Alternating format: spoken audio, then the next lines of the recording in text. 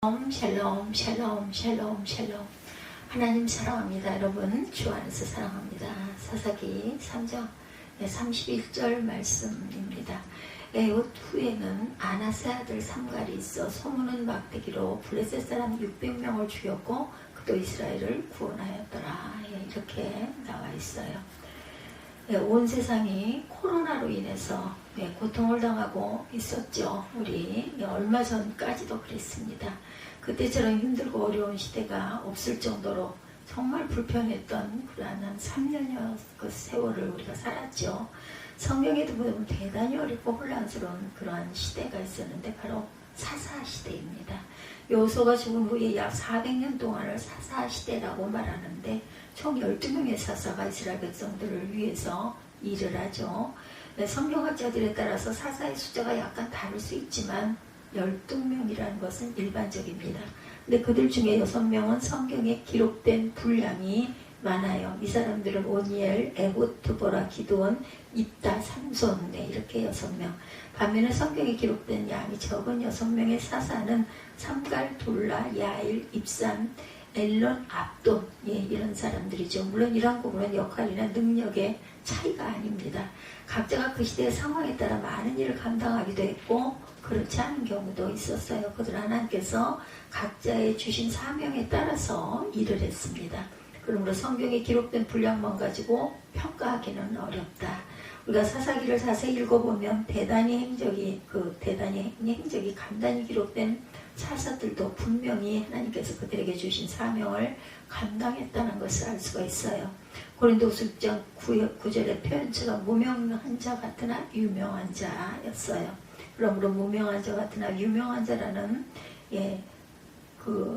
시점으로 우리가 그쪽에 눈길을 돌려서 한번 살펴보려고 합니다.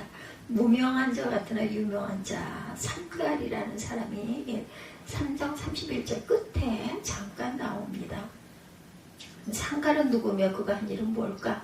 31절에 에훗 후에는 아나세 아들 삼갈이 있어 소문은 막대기로 블레셋 사람 600명을 죽였고 그도 이스라엘을 구원하였더라. 칼이라는 이름을 가진 삼갈이에요. 삼갈이라는 이름은 칼입니다. 몇 년간 활동했는지 기록이 없는 사사예요. 그런데 본문은 삼갈을 아나세 아들 삼갈이다 이렇게 소개하죠. 여기서 아낫은 당시에 섬기던 가나안 여신의 이름입니다. 그렇지만 삼갈의 할아버지가 아들 즉 삼갈의 아버지를 낳은 후에 가나안의 여신의 이름을 본떠서 이름을 아낫이라고 지었는지 아니면 삼갈의 아버지가 아들을 낳고 그 이름을 아낫의 아들 삼갈이라고 지었는지 불확실합니다. 분명한 것은 그 집안이 이미 가나안의 문화와 가나안 신앙에 오염된 집안이다.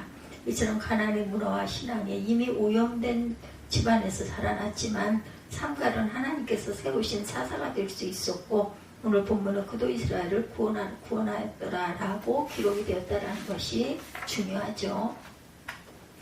삼갈은 다른 사람 도움 없이 그저 소를 무는 막대기로 블레셋 사람 600명을 죽였어요. 사사 에훗의 사역에 의해서 이스라엘은 80년 동안 평안했죠. 30절에 보면은 그날의 모압 이스라엘 수하에 굴복함에 그 땅에 80년 동안 평온하였더라 이렇게 말하고 있어요. 에훗이 사사로 있는 동안 80년 동안. 그러나 부분적으로는 불안한 사건들이 있었을 거예요. 그 이유는 블레셋 때문이죠. 블레셋 족속은 기회만 되면 이스라엘을 침략해서 괴롭힙니다. 더구나 블레셋의 군사력은 대단히 강력해요. 그렇지만 삼갈은 소문은 막대기로 그들을 물리쳤고 비록 가나안 우상의 영향을 받은 집에서 태어났고 그에게는 소문은 막대기뿐이었지만 하나님의 부름에 순종합니다. 대부분의 사람들은 무슨 일을 할 때 환경과 조건을 먼저 생각해요. 그러나 하나님께서는 환경과 조건을 초월해서 역사하시는 분이죠. 따라서 우리는 하나님을 믿고 의지하는 믿음으로 각자의 사명을 감당해야 합니다. 오늘 본문의 삼갈을 통해서 저와 여러분이 배워야 할 교훈이 바로 그것이죠. 늘 하나님을 전적으로 믿고 의지하면서 각자에게 주어진 상황에 최선을 다하는 자세를 지녀야 될 것이다. 그럴 때 하나님께서 삼갈에게 놀라운 능력을 주신 것처럼 우리가 불리한 여건에서 처해도 승리할 수 있게 만들어주신다. 무명한 자 같으나 유명한 자, 돌라 사사, 돌라 이야기가 10장 1, 2절에 증거되고 있어요. 10장 아주 작은 사사 약한 자 이 내용을 한번 찾아보도록 합니다. 아비멜렉의 뒤를 이어 이스라엘 사람 도도의 손자 부하의 아들 돌라가 일어나서 이스라엘을 구원하니라. 그가 에브라임 산지 3일에 거주하면서 이스라엘 사사가 된 지 23년 만에 죽음에 3일에 장사되었다. 이렇게 2절까지 증거가 되어 있어요. 그가 이스라엘의 사사로 23년 동안 있었는데 구체적으로 누가 어떻게 싸웠는지는 내용이 없죠. 1, 2절에 끝납니다. 그리고 나서 3, 4절에는 야일에 대해서도 또한 기록되어 있어요. 그리고 또한 있다가 6절부터 이렇게 나와 있습니다. 그래서 그 무명한 자 같으나 유명한 자 아주 잠깐 성경에 쓰인 그러한 사사들을 볼립니다. 돌라가 일어나서 이스라엘 구원하니라 하고 성경에 기록되어 있어요. 이상하게 그 이름은 돌라가 곤충 벌레라는 뜻을 갖고 있다고 그러네요. 왜 아버지가 아들의 이름을 그렇게 지었는지는 알 수가 없어요. 그러나 중요한 것은 돌라가 그런 이상한 이름에 부여받지 않고 이스라엘을 구원하였다는 것.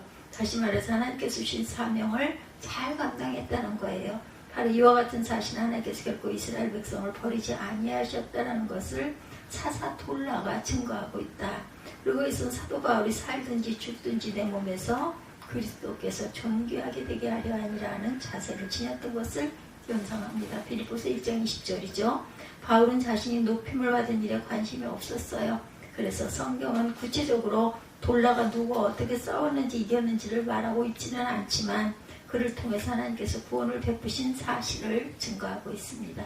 이 시대 우리도 오직 하나님의 이름을 드러내기 위하여 힘써야 되겠다. 유명한 자 같으나 무명한 자 3절에서 5절에는 야일에 대해서 말씀하고 있죠. 그 후에 길앗 사람 야일이 일어나 22년 동안 이스라엘의 사사가 되니라. 그에게 아들 30명이 있어 어린 나귀 30을 탔고 성읍 30을 가졌는데 그 성읍들은 길앗 땅에 있고 오늘까지 하봇 야일이라 부르더라. 야일이 죽음에 가문에 장사되었더라. 여기 야일에 대해서도 크게 무엇을 했다 이야기가 없어요. 그 후에 길앗 사람 야일이나 22년 동안 이스라엘의 사사가 되었다. 그에게 아들 30명이 있어 어린 나귀 30을 탔고 성읍 30을 가졌다. 그 성읍들을 길앗 땅에 오늘까지 하봇 야일이라 부르더라. 야일이 죽음에 여기에 가문에 장사되더라. 야일의 이름은 빛을 주는 사람이라는 뜻입니다. 그렇지만 그가 한 일은 나오지 않았고 22년 동안 사사로 있으면서 아들 30명이 어린 나귀 30마리를 탔고 성읍 30곳을 가졌다. 이렇게 소개되는 게 전부예요. 언뜻 보기에는 무슨 사사가 이렇고 무슨 이런 기록이 있는가 의아스럽기도 하지만 여기 아주 중요한 메시지. 야일이 살던 길앗은 요단강 동쪽입니다. 원래 그곳은 이스라엘 백성이 요단강을 건너가기 전에 루벤 지파, 갓 지파, 므낫세 반 지파가 받은 땅이에요. 지금은 우리가 생각하기를 가나안 땅이 이스라엘의 영토 정도라고 생각하지만 실제로 구약시대의 가나안은 지금의 이스라엘 영토와 위쪽인 레바논 영토와 지금의 요르단 땅인 요단강과 사해 동쪽까지를 가리키는 말이에요. 요즘 우리가 생각하는 것 이상으로 구약시대의 가나안은 아주 넓은 땅이었습니다.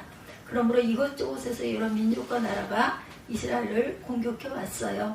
그런데 바로 그런 시대에 사사 야일의 아들 30명이 어린 나귀를 타고 30곳의 성읍에서 살았다는 것은 그만큼 평안한 시대였다는 것을 증거합니다. 한참 전에 죽었던 일이지만 기드온이 죽은 후에 그 아들 아비멜렉이 자기 형제 70명을 한꺼번에 죽인 사건을 생각하면 아들 30명이 위에 있고 평안하게 살았다는 것은 하나님께서 주시는 평안을 누렸다는 것을 증거하죠. 바로 이렇게 야일은 하나님께서 주시는 평안을 이스라엘 백성들이 누리게 했다.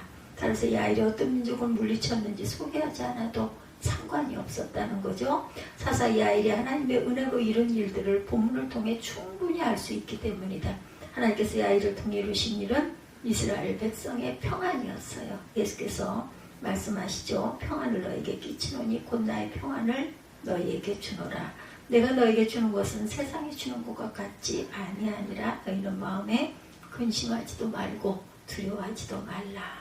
그리고 에베소서 2장 17절에도 또 오셔서 먼 데 있는 너에게 평안을 전하시고 가까운 데 있는 자들에게 평안을 전하셨으니 과연 여러분은 오늘 요즘에 평안하십니까? 코로나 사태로 인해서 아주 시달림을 많이 받던 시대가 이제 끝난 지 바로 이제 조금 숨 쉬는 그런 시대에 우리가 있어요. 얼마나 다행인가 하는 생각을 저는 늘 합니다.